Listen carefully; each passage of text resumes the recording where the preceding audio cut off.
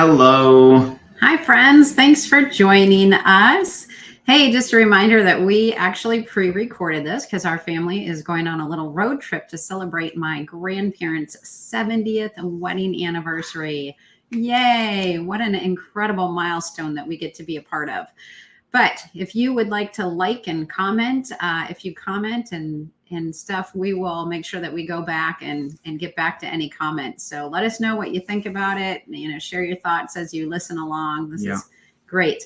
Also, and please know also, as you do interact with it, it really helps all those nice little algorithm things that like, ooh, this is popular, and it shows it to lots more people. So it actually is a huge help to us too, if you like and share and comment as well. Yes. Also, just a reminder that you can listen to this and watch this on YouTube. You can listen to it anywhere on Spotify. Just look for Insight Now, search Insight Now Kingdom Family. On YouTube, search The Homemade Family, Kingdom Family, and on our Facebook pages and on our website at www.thehomemadefamily.com. and on www.insightnow.co.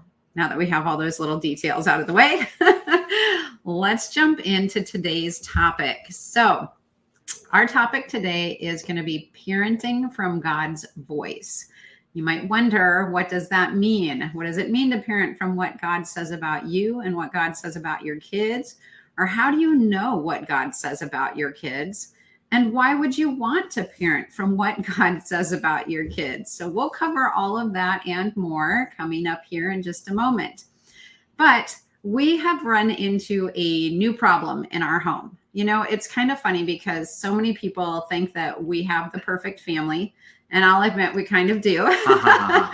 But it's like we are still parents and there are 7 humans living in this house. So we do run into conflict in our home. And one of the things that we are struggling with right now is how our kids are confronting each other. So we are struggling with some things. We've empowered our kids towards healthy conflict. And in that, there has been a lot of unhealthy conflict also. Do you want to add something? It really isn't a surprise. Healthy conflict, basically the way we have done things in the past is we've said, hey, if your words don't work, come get ours. And then that has led to us being inserted into every little argument, every little issue, all of those kinds of things. And we're in trying to help our kids grow up like, hey, they're going to need to learn to respond to peer level voices, not just to authority level voices, and in order to be healthy in life. These are just necessary skills that they need to fully thrive. So we're trying to help them know how to communicate boundaries, when to communicate boundaries, and then that they actually do need to honor each other's boundaries. So yeah, like Amy said, this is what we've been trying to introduce, but what we're finding is that this effort to introduce healthy conflict or allow healthy conflict has brought a lot of unhealthy conflict with it, because it's immature. They don't know how to do it well, and so actually this is a good sign of growth. And I just want to encourage you in that, like, hey, when you introduce something new into your home that you're asking your kids to do, it's going to be messy for a while because they're immature in it. It doesn't mean that it's a bad thing. It just means it helps you identify how do we adjust, adapt, train, grow, and mature in this thing that actually is a good thing. Yep. And so kind of the bottom line of this long story is that we've actually discovered that we have a pretty strong perfectionist culture, which is kind of funny because our whole life we have worked really hard to not create perfectionism in our kids. We say, and to dismantle it. We're like, mistakes are part of learning and failure isn't fatal. And we celebrate progress, not perfection. Yep. So like, these are all things that my kids could quote back to you. And it's just funny that we're seeing this perfectionist thing come out, even though we worked to not build that. So now that we kind of have diagnosed our problem for us even, it's a great reminder of one of the foundation stones of our parenting, and how we treat anyone that we meet, including even ourselves. And that is, what does God say about them? Like, we want to live from God's voice, from who he says that we are, not from what the world says, not according to our failures, not according to perfectionism, but according to the Lord. And so today we're just going to cover, I think we have like 3 points here about learning to parent from God's voice. Yep. So like Amy said, we start just these questions like, what does that even mean? What does it mean? What does it look like? All of these kinds of things. And so just the first question we want to answer is, what does God say about you and your kids? In just, there are specifics that he does say about each of your kids individually and about you as an individual, but there are things that he says about all of his kids, everybody who belongs to him, and everybody he created, in fact. And so if you were like me, however, and you grew up in a fairly conservative religious upbringing, then chances are pretty good that when you think of what does God say about me, or what does God say about my kids, then what immediately comes to mind is going to be something like, well, we're sinners. And, maybe even some of I know a lot of people who then start just quoting a string of negative passages like, our hearts are deceitfully wicked above all else. And I don't know, just it's a long litany of scriptures all about the sinfulness of mankind. And all of those scriptures are true, and they are reasons that Jesus had to come. But the reality we parent from, and the reality we live from, and the reality we interact with other people from is the reality of the good news that Jesus did come, and that really makes a difference in everybody's lives.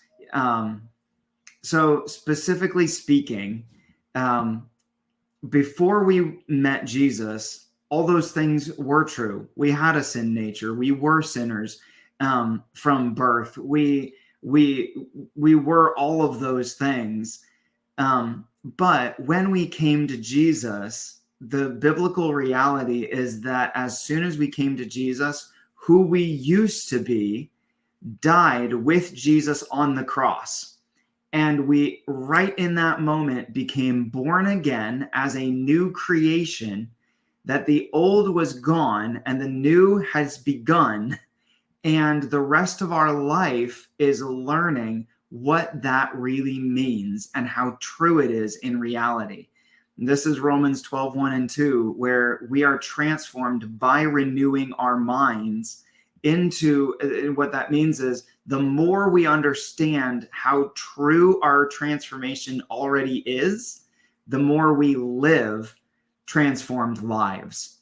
And so that's what New Testament talks about of, for I have been crucified with Christ, and it's no longer I who live, but Christ lives in me. Or just passage after passage after passage in the New Testament talks about the old is gone, the new has come, and we're in a process of learning to live this new self. So let me tell you a few things about your new self. Your new self, according to Ephesians, is seated with Christ in heavenly places.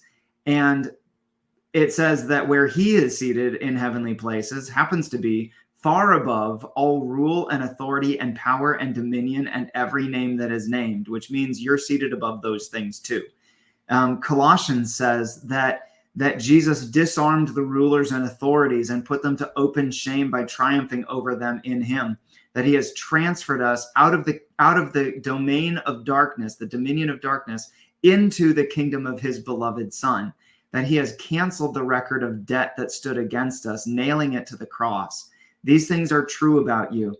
The New Testament says over and over and over again that this new you is created to live and thrive in the image and likeness of Jesus himself, and is transformed into that image by seeing him from glory to glory.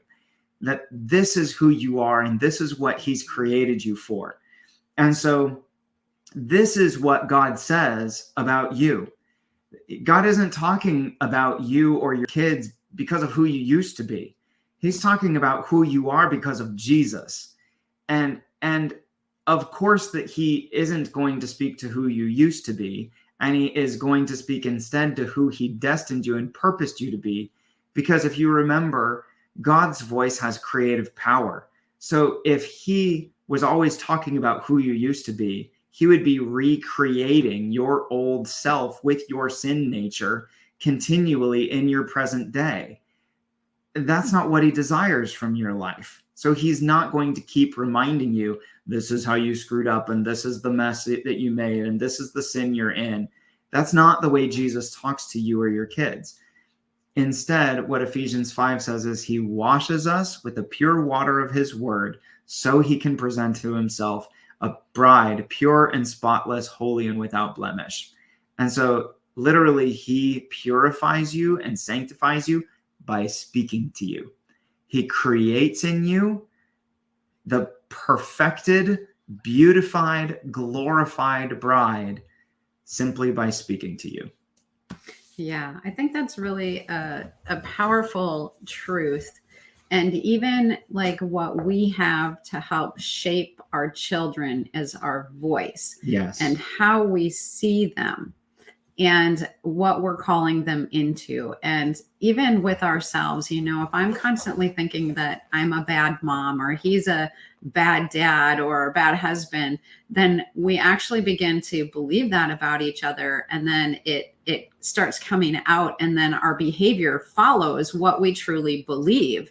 And so we need to be looking for and speaking the good, that the Lord has indeed taken us out of darkness, put us into light. And our children also, like our children aren't monsters. They're not terrible people. They're, you know, they're in process of growing into a beautiful, pure, spotless bride. You know, they are heroes and warriors. They are the arrows in the hand of a warrior and these things. And so whenever we come to just even daily life with our kids, we're always trying to speak the positive with them.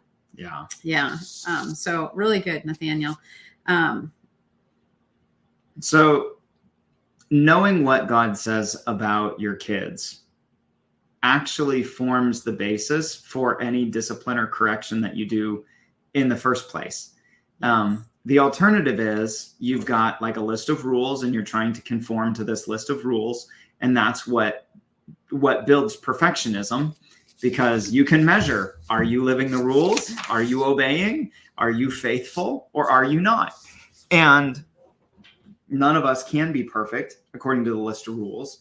And that's what leads to shame, which leads to cutting off vulnerability because we don't want to have our failures exposed, and cutting off vulnerability cuts off connection. And now we have a lessened relationship and there's no more life flow. There's it's like giving our relationship a heart attack where the plaque is just closing up the flow of life in our relationship and our connection because there's no vulnerability, because there's shame. All of that comes from perfectionism and rules. It's not a good thing. But if that's all that we know and we're trying to do our best, that's all we have, and we do our best. And that's what generations have done. And so I'm not completely like, oh, those evil things. Like, no, it's helped get us to where we are. But God offers us something better. So having God's voice, it gives us a premise to discipline, a basis for discipline and correction. Because and it basically, what we do is we ask the question, what doesn't align with who God says you are? Are you behaving in a way that agrees with and aligns with who God says you are, or are you not? You should tell them the story about the book you made for Simeon. Yeah, for one of our kids. So when he was young, he was just a very different child. And so when we would go to have some discipline or correction, direction with his life, I felt like he sometimes just didn't understand or comprehend all the things that I was saying. So I actually created a book, and I took pictures of him and, printed them, cut them out, took the little pieces of paper, folded and stapled them together in a book. And then I put his picture on each page, and I wrote one truth about who he was, you are a prince and a noble knight. You are a protector.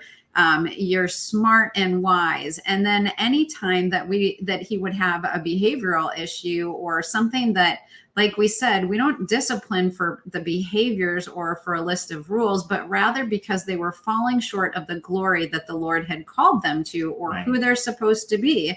And so we would sit down and we'd talk about what went wrong and why it was wrong. And then we would read his book. Like, I would show him the pictures and I'd read it to him. And he carried that little book around with him everywhere. He would sleep with it. It was so powerful in helping to transform and help him to understand, like, hey, the reason that you don't do these things is because that's not who you are. This is who you are. And this is the behavior and the character and the values that flow out of who you are. Yeah. We'd sing a little song like Simeon Joshua White. He's a prince and a noble knight, whatever, little ditties like that. But it was things like that, or even sitting our kids down and it's like, hey, you hit your sister, you hit your brother. Is that what a hero would do? Or does a hero protect? No, a hero protects. That's right. And aren't you a hero? Yes. Okay. So everything that we were bringing correction to, we were also simultaneously prophesying identity and destiny and purpose and design over our kids. It wasn't just, hey, you screwed up. Yeah. How horrible of you. We never come away from a moment of correction without some level of, this is who you are, speaking life and destiny over them. Yep. And that, there's another, we'll just toss this in for free, but there's something that we learned from one of the books by a prophet named Rick Joyner, where there was a time he cut down something that was bad, but he didn't plant something back in its place. And what grew back was way worse than what he'd cut down and way harder to get rid of. And so one of the things we learned was, if we're going to correct, we're not just there correcting, trying to get rid of a negative. We have to replace it with a positive. So we clear the bad, but we sow the good. And at least we do our best to try to do these things. Like, obviously we don't do it perfectly, but these are our goals and our value system that we're trying to live from as parents. And so obviously you can tell from our examples, we started with this when our kids were really young. What if your kids aren't really young? What if they're in high school right now? Well, hey, are you not a kid right now? Do you like hearing encouraging words and affirmations about who you are and who you were born to be, that you really are awesome and amazing and loved and valued and special and important? Like, I bet you do. So I bet your kids would too, So it's never too late to start doing this, to start declaring these things over your kids. It just means it might take a little bit of time for it to gain traction, depending on where your kids are at, because just whatever the older mindsets, they might be a little bit more deeply entrenched. That's it. But keep at this, keep declaring life over them, keep prophesying over them, keep your words aligned with what God is saying over them. And hey, one of the other questions, why would you want to? Wouldn't you want to have be on God's team in parenting your kids? Agreeing with what he's already trying to do in their lives. Obviously we want to have God's help in these things. So wherever you're at in your parenting journey, we were able to start young and lay that foundation. But then as they're getting older, the hope and the intent is that we're able to then transition them from our voice being the main influence to God's voice being the main influence in their lives. Some dear friends of ours who also run a family ministry helped us with the language of this and helped point this out, but and bring a great deal of helpful clarity in this. But we're actually never trying to lead our kids to independence as adults. Like, we just want to have strong, powerful, independent adults. No, we don't. we want our kids that when they are adults, they are still God's kids and he still parents them. And so it is going from 100% dependent on our voice to 100% dependent on his voice. And so they stay in dependence the entire time. It's just where in the process are they being dependent on our voice or his voice. And hopefully we have laid a good foundation for that in saying, this is what God says about you. Now the trick is we've got to introduce them to hearing that for themselves. Yeah. If you want to learn more about transitioning their voice from listening to your own voice as the parent to listening to God's voice to guide and direct them and wash them. Their ministry is called Go Fam Ministries. You can just Google search them. And the teaching that they do is called Valuing the Voice Parenting Conference. So I just want to put a plug in for them. They're really amazing. So go find them because they are. John and Amy Clausen. Yes, John and Amy Clausen. We love them and they're incredible parents. Can't recommend them enough. Yeah. So we started by telling you that we are in a season right now where we have discovered that our kids are a little bit perfectionistic and that in their process of learning healthy conflict and all of this, they are just getting on each other with laws and rules and things. And so we're asking ourselves, like, where did we go wrong? And then, like, for those of you wondering how in the world are we solving this issue, this is where we realized that when we correct because they're not living up to who God says they were. But when they are correcting each other, they're correcting each other out of annoyance and out of like, you're bugging this me. Is the you rule. Need to stop. This is what you need to do. Like, chop. Like it just feels like there's all these boundaries and things. And so it's going back to those rule things that I was saying, where it's creating perfectionism and disconnection and breaking relationship. Even while it's drawing boundaries, it's actually destructive. So yeah, go ahead.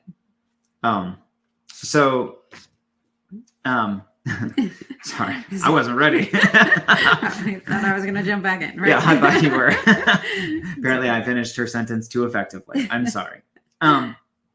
So, yeah, basically, what it feels like to me is that they are taking the example they've seen from us in drawing boundaries, but they didn't see the process upstream from those observable behaviors that we set as examples. They didn't see the upstream process of us going to the Lord, hearing from him about who they are. They didn't see the times of prayer we've had for them. They didn't see the heart work on the inside that we did in making sure that our mindsets towards them are in alignment with what God says about them. They haven't seen all of those things. They weren't on that journey. They only saw the outward behavior, which a lot of times was correction. And even though they have all received the prophetic declarations when we've done that, the main thing they're getting in, I need to draw a boundary, is just the boundary. I wouldn't blame them. I don't blame them. I in looking back at it, I don't know why I would have expected anything less or anything different, but it just is, this is family, guys. Like, and this is part of why we want to do this, like why our ministry is Family Unedited, is because we don't want to present a perfected picture of some polished whatever. Like, we want to be on the journey and show that it's okay to be on the journey and not perfect. Just be engaged. Just keep showing up, keep learning, keep adjusting, keep adapting, keep growing. And it actually develops one of the best strengths you can have in your connection with your kids, because you can go to them and say, hey, look, I'm not perfect. You know firsthand I'm not perfect, but you see me trying and you see me working to grow and to change. And so I'm asking that you give me the same that I'm giving you. And it becomes this like there's grace, there's forgiveness, and there's ability to call them higher even through our imperfections. Mm-hmm. Where us being imperfect actually makes room for them to be imperfect and grow. Yeah. That's really good. So we are going back to our kids and we're saying, hey, like, I see that you guys are doing a really good job, like setting boundaries and calling each other into, house and family rules and things like that. However, it really needs to be connected with love, and it really needs to be connected to Jesus and what he says about who your brother or your sister is. And we do a lot of that training, and like, look beyond what's happening and look at the heart and who is this and all of that. But we realize that we've somehow gotten into where the kids are just about rules and losing that place of relationship. In fact, the other night, there was something going on with my youngest son, and he shares a bedroom with my oldest son. And my oldest son was like, can I just say this to him about blah, blah, blah? And I was like, you know what? Why don't you come over in my room and let's talk about that for a minute? And I asked him just straight up, I said, do you want to say that? Is it motivated by love? And he's like, no, it's motivated by, I'm really irritated. And I'm like, exactly. And so, because he was kind of mad at me for not letting him have that conversation with his brother. And I was like, wait a minute. And when he realized, like, no, really, this wasn't motivated from a heart of love to see my brother, helped out of this pit and restored. Right. When he saw that, truth. It's just truth. And that's it. You know what? Sometimes there's truth, but the truth isn't partnered with love. And so it does more damage than good. And so anyway, it was really good for us to have that conversation, and you could see the light bulb go on for him, like, oh yeah. So we are very much in the process of just, again, having those conversations that help lead them into hearing the Lord's voice for themselves and for others. And then when they correct with boundaries, then they're calling each other higher, and not just because they're irritated. Yeah. So just to close us out, how do you hear what God is saying about your kids? Great question, Nathaniel White. Yes. You want to answer it? You want me to? Go for it. All right. So hearing from God is actually really, really simple. So, the short story, because it's kind of funny. I grew up evangelical, conservative Christianity, like Southern Baptist and all of that. I grew up in that, but I was convinced God was real. The spiritual gifts are real. I just had no idea what to do with and how to actually activate those in my life. My dad invites me to this Bible study where he's like, Nathaniel, you've got to come.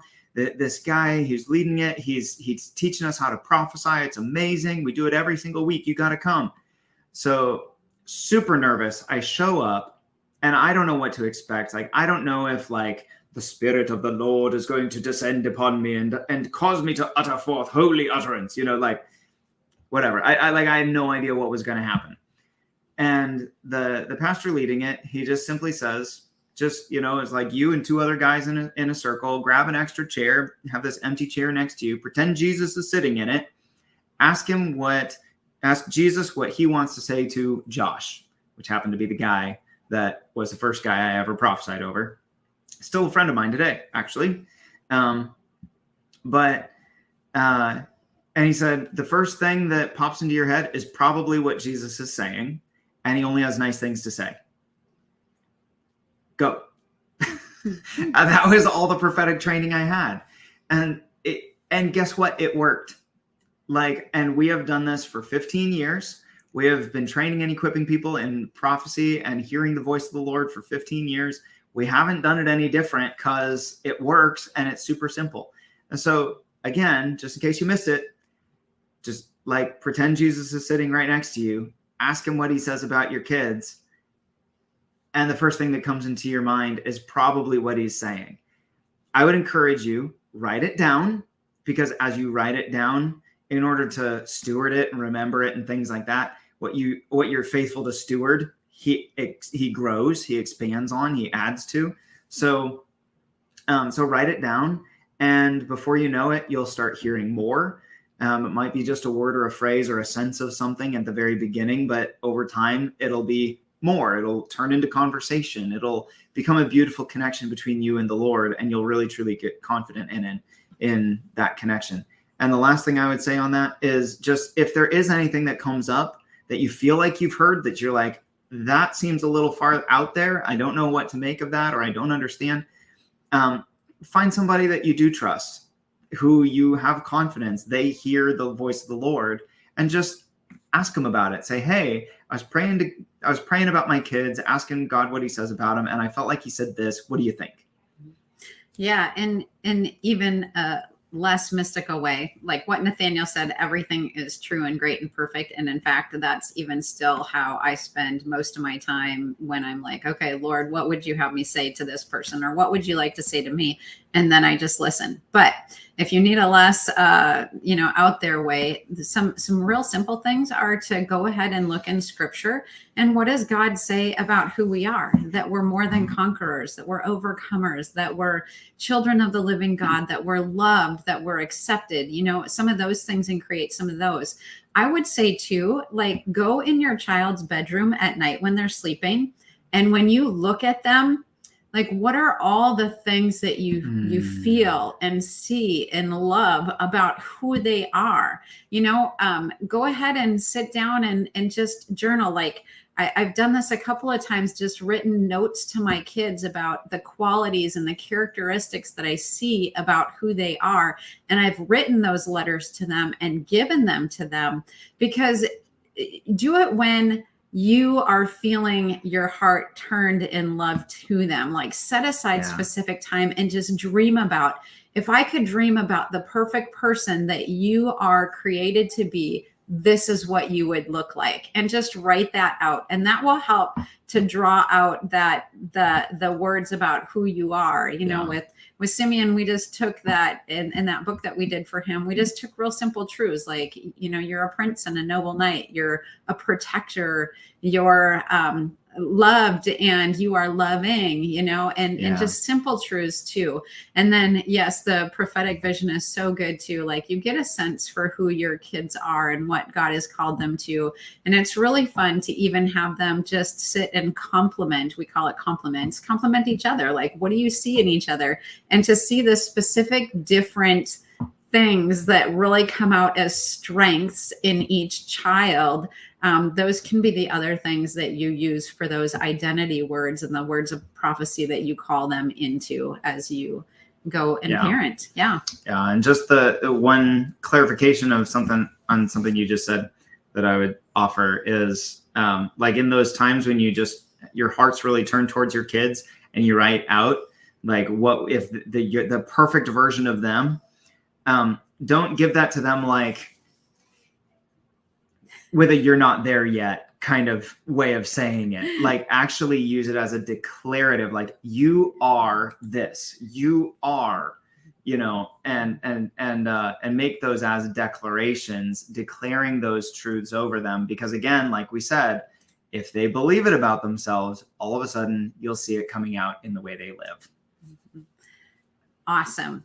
So you guys, we bless you and your home and your journey in parenting as you navigate all these things and as you work through new situations and conflicts that come up in your own home, but also in growing in grace and love and the ability to just speak identity over your kids too.